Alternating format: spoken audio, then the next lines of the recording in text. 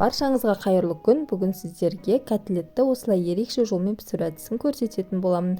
Ол үшін бізге тартылған ет керек болады. Осы еттің үстінен бір бас пиязды ұсақ етіп турап қостым. Және бір бас сәбізді күштен өткізіп, капустаны қолмен ұсақ етіп турап, осы еттің үстінен қосатын боламын. Енді осының үстінен дәмі ерекше әдемі болып шығу үшін бір бас чеснокты күштен өткізіп қосамын. Үстінен бір жұмыртқаны жарып, бір шай қасық тұз, бір шай қасық қара бұрыш қосып, салмамызды жақсылап араластырып алатын боламыз. Қолмен осылайша жақсылап араластырып алдым. Енді үстінен кез келген панировочный сухариді қоссақ болады. Мен панировочный сухаридың осындай түрін пайдаландым. Бұл түрінен 2 ас қасық қостым. Одан соң қолымызбен тағы да бір салмамызды араластырамыз. Араластырып болғаннан кейін қолымызбен өзімізге ұнаған кез келген форманы жасаймыз. Мен осылай сопақша формада котлеттерім барлығын жасап алдым.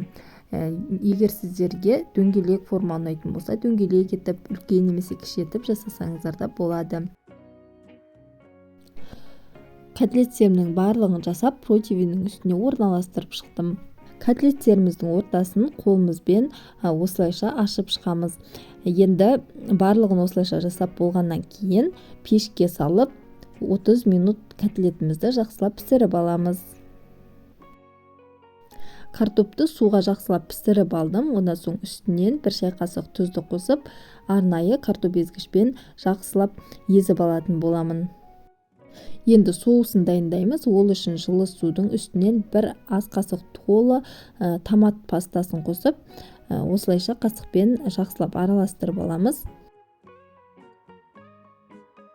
Котлеттеріміз пісіп шыққаннан кейін жаңағы дайындап қойған картоптарды қолымызбен сопақша форма жасап, котлетіміздің үстінен қойып шығамыз.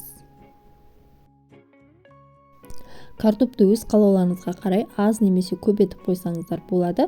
Мен осындай көлемде қойып шықтым. Енді жаңағы дайындап қойған соусымызды үстінен құямыз. Соусын көбірек құятын болсақ, біздің тағамыз сочный болып шығады. Кеседегі соустың барлығын құйып шықтым. Енді үстінен сырды күштен өткізіп, осылайша қоссаңыздар болады. Осылай жасасаңыздар, тағамдарыңыз ерекше әрі дәмді болып шығады. Енді пешке салып, небәрі 10 минутта пісіріп аламын. Осымен біздің өте дәмді әрі ерекше жолмен жасалынатын котлеттеріміз пісіп шықты. Қасына өздеріңізге ұнаған кез келген гарнирді пайдалансаңыздар болады.